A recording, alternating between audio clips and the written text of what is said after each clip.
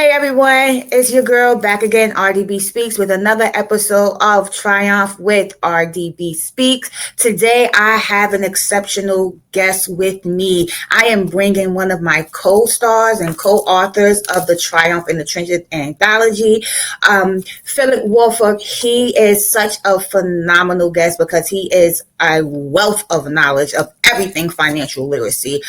Phillip Woolfolk is an economic development strategist, author, and advocate for Black economic empowerment. He served on the Governor Murphy's transition team. Yes, you heard that right, transition team, and leads Main Street Advisory LLC. And he also works with the African American Chambers of Commerce for New Jersey. His chapter in Triumph in the Trenches challenges communities to leverage collective economic power for systematic change. So without further ado, I'm going to go ahead and bring the big man himself, Phillip Woolfolk, to the stage, and he's going to share just some gems that's going to really take us to the next level. Welcome, Phillip. I'm so happy to have you here on this episode of Triumph with RDB Speaks. Thanks for having me, Doctor. It's a pleasure to be here.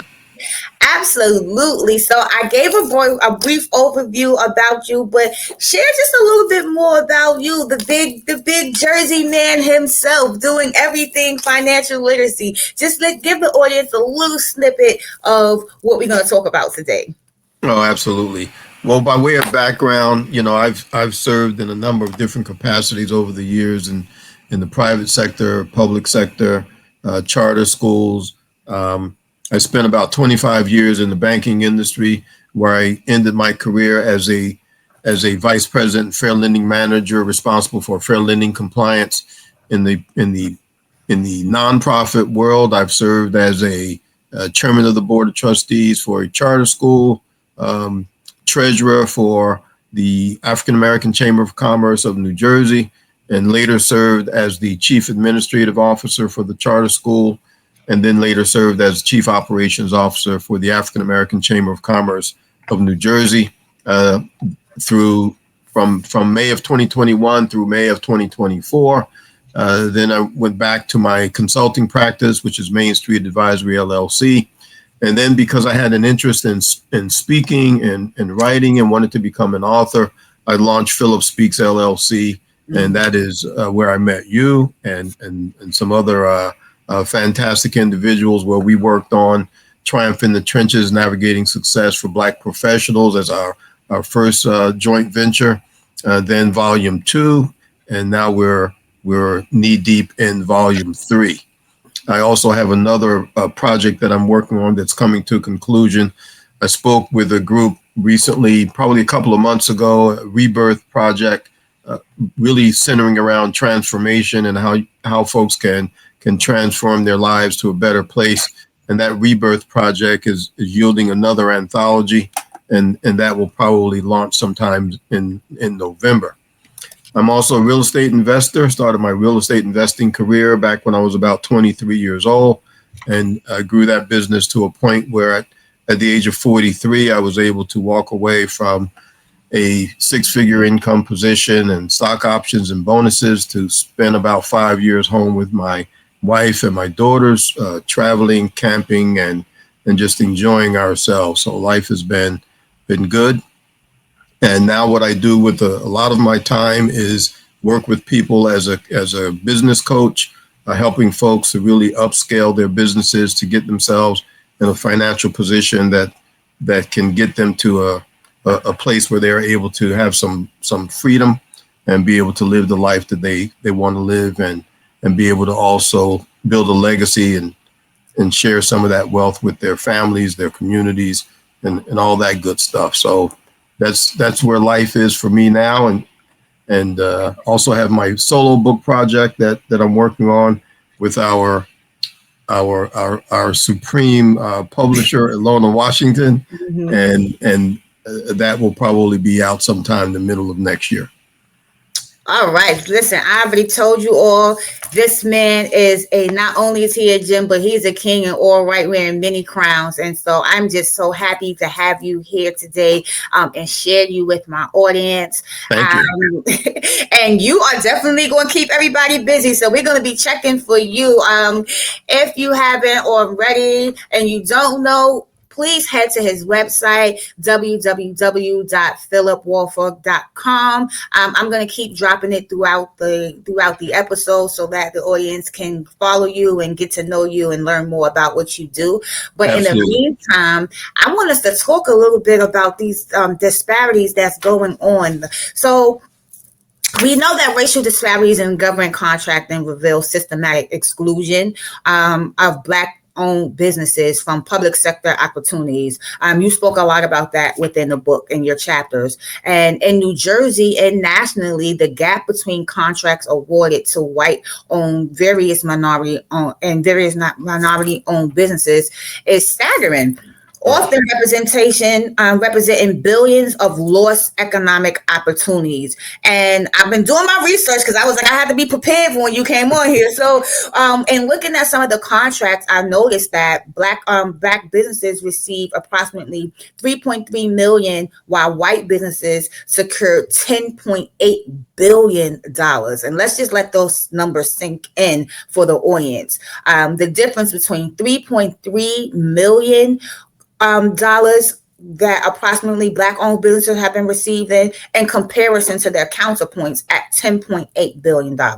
And federal contracting, despite making up 13% of the population, Black-owned businesses receive less than 2% of federal contracts. So the math is just not mathing, right? The math is just not mathing. And that's what we're here to talk about and allow you to share your expertise and background in that, because and knowing how the math just doesn't lie. I want to think about, Phillip, let's sit with these numbers for a second, like 3.3 million versus 10.8 billion. That's not a gap. Like, that is a canyon. Like, that's not a gap. That's a canyon. That's not significant. Right. So that's not just oversight. That's intentional design. And within your chapter, you literally were sitting in the room with the work that you do, right? Sitting in the room where these decisions are often being made. Like, what was the moment you realized that FARA just wasn't a talking point? Like, and knowing these cycles just don't end. Oh, absolutely. Well, you know what's interesting, Doc, is that the disparity study covered the period in New Jersey. The New Jersey disparity study was from 2015 through 2020. The Black community in New Jersey elected the current administration to the tune of about 94% of the Black vote for the first term and about 96% of the Black vote during the second term. And so there was a significant amount of time over that roughly 8-year period to really be able to create something that would be a lot fairer, even through executive orders. And to that end, the disparity study was released during the second term, almost midways, I think, in terms of the second term. And so the priority of having that delivered during the first term just wasn't there. And then in addition to that, the African American Chamber of Commerce of New Jersey and their disparity task force created some recommendations based on best practices across the country, using some of the models of what's going on, like in New York, right across the Hudson, in terms of what they've been able to do to ramp up the participation levels of African Americans and other minorities in the state of New York. Those recommendations have really fallen on deaf ears. Not much have happened in terms of movement on that. The recommendations that have been made as it relates to the governor's ability to put forth executive orders to be able to make some of this a little better for the African American community and other minorities that are on the short end of the stick with regard to public contracts just has not been done. So one of the things I say to folks is that we have to do a better job of really communicating what's important to us economically, and as we participate in the political process, to make sure that folks that we're voting for are coming to the table with something that is beneficial to us. And if they don't really achieve those benchmarks during their first term, there's certainly no reason to elect them to a second term of office to basically mistreat our community in the way that they have been. And so that's part of it. The other part of it is, as you look at the Black community in terms of consumer spend, as of 2024, I think we spent something like $1.8 trillion. Mm-hmm. And so we're also, as consumers, putting a lot of resources into the marketplace, into the economy, and those businesses that are on the receiving end of our dollars economically, a lot of them are also not treating us in the way that we should be treated. So we have to be a lot more intentional about how we handle ourselves at the ballot box, and I think also how we handle ourselves at the cash register and who we're spending our money with. And if we were spending that money, if we were a country, for example, we would be in the top 10 based on gross national product, or GDP. And so we just have to make some major adjustments in terms of how we spend, how we invest, and really begin to invest more of our resources into our own communities, our own shops, our own stores, begin to manufacture more of what we use, as opposed to purchasing so much from other communities that really don't do anything for us. And you raised some phenomenal points there, and I want to touch back on. So I want to check in and make sure our listeners are understanding. So listeners, I need you to hear this clearly. Your state government has spent $3 million on Black-owned businesses and $10 billion on their counterparts. With your tax dollars, now really ask yourself, when's the last time you held your elected officials accountable for where your money goes? And as Phillip just so blatantly and eloquently shared, we have to be intentional about the way we spend our money, where we're spending our money, and how we're spending our money. And so this brings me back to, as you were saying in your book, how the cycle never ends. In your chapter, you talked about how your grandmother taught you hard work opens doors, but you discovered a system that saw you as just another overqualified minority. You broke one cycle, but found yourself trapped in another. When does breaking cycles actually lead to freedom? Can you talk a bit about that? Oh, sure. Well, just to make a minor correction, it was my mother that taught us more about economics. My mother was a crossing guard, and she basically, when she got paid, she would have a series of envelopes, and each envelope identified what the payment was for. So there'd be an envelope for rent, there'd be an envelope for groceries, there'd be an envelope for other things, utilities and all that. And so we would count out what needed to be paid for each envelope, and what was left was what was left, right? and so my mother did not believe in credit in the sense that we do in terms of credit cards and whatnot.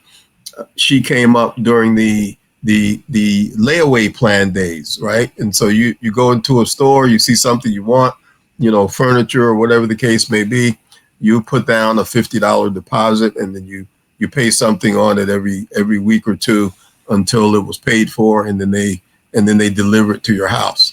And so we grew up with that kind of philosophy of basically pretty much staying out of debt in terms of traditional loans. The other thing is that for me, my economic or my banking career started at a pretty early age. I would say around 9 or 10 years old, I was saving my money from my little side hustles between shining shoes and running errands and, cleaning up yards and doing different things for neighbors, shoveling snow in the wintertime. And all that money got put in a can. And then I would lend money to my parents' friends. And so if I lent you, $10 on payday, you had to pay me back 15. So I was an early stage payday lender, and in retrospect, my interest rates were just as atrocious as they are now.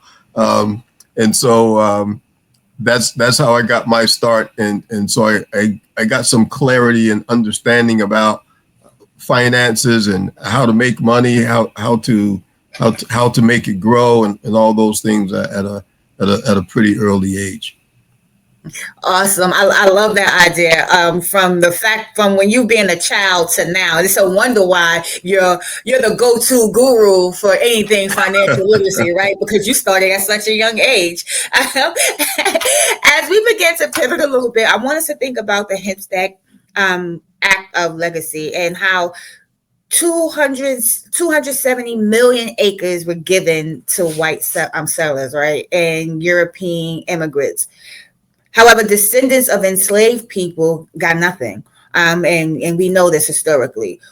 Why do even progressive white people recoil at reparations when the government has done repeatedly given reparations to others? For banks and for auto industries, for foreign wars. But however, when it comes to minorities, or when it's specifically to Black and Brown, it's like a jolting thing. It's such this shock, or the purse is clenched so tightly. Why do you believe that is?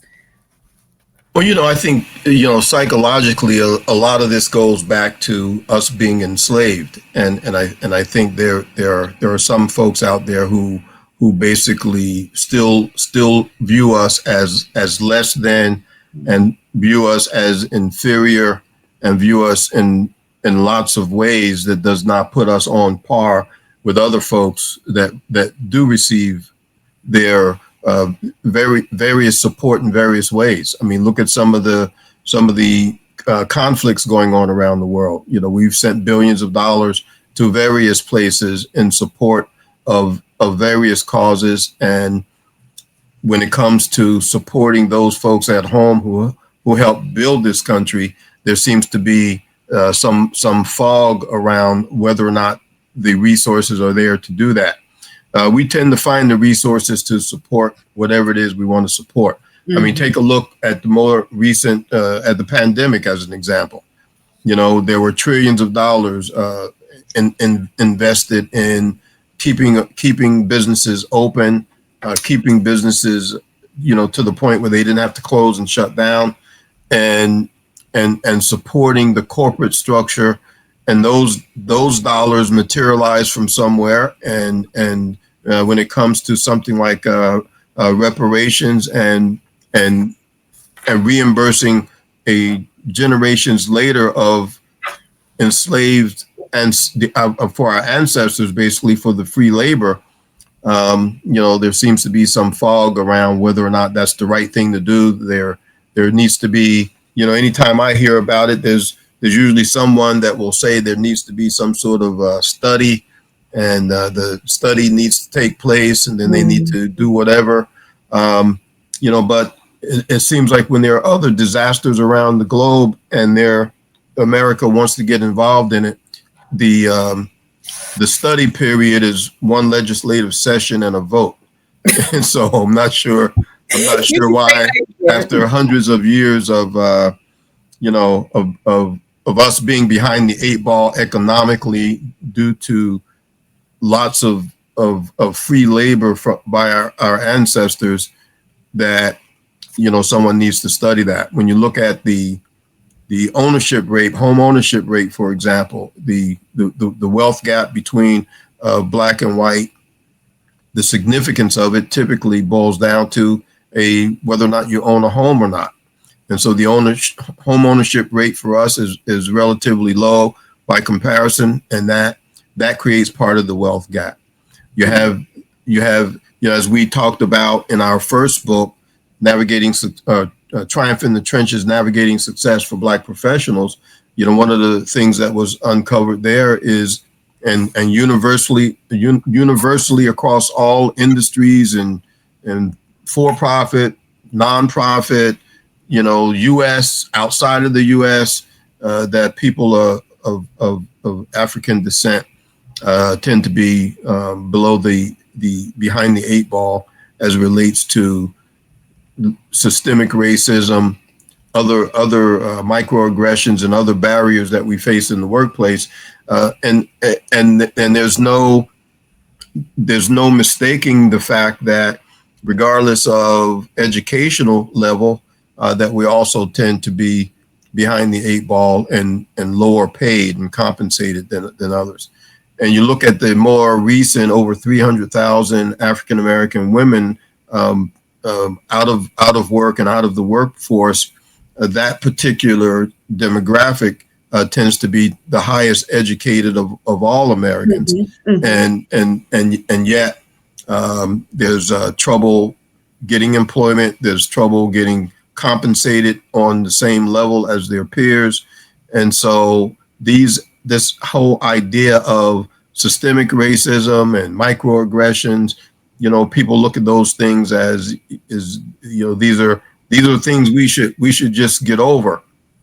The problem with it and the inability to get over it is because we're living it every day.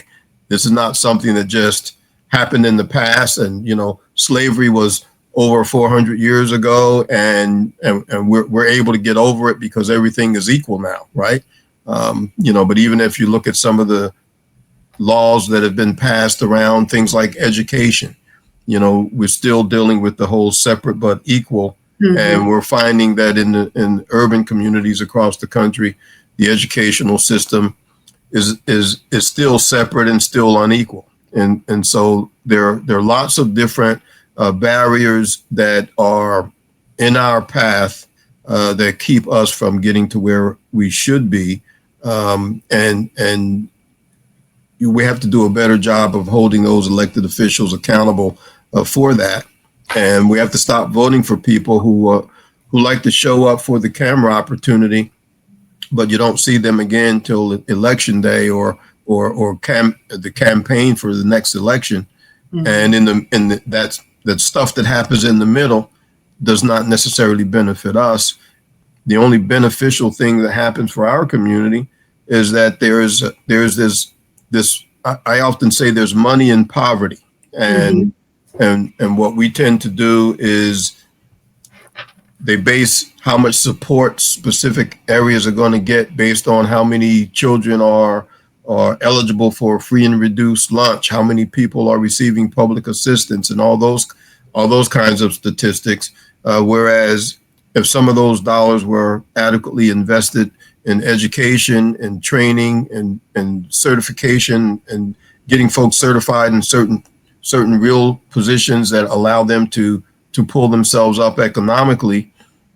Even when I look at the trades, for example, when I was in school, from middle school to high school, we had exposure to all the different trades. And so I graduated from high school with folks who went into plumbing and electrical and auto mechanics, auto body.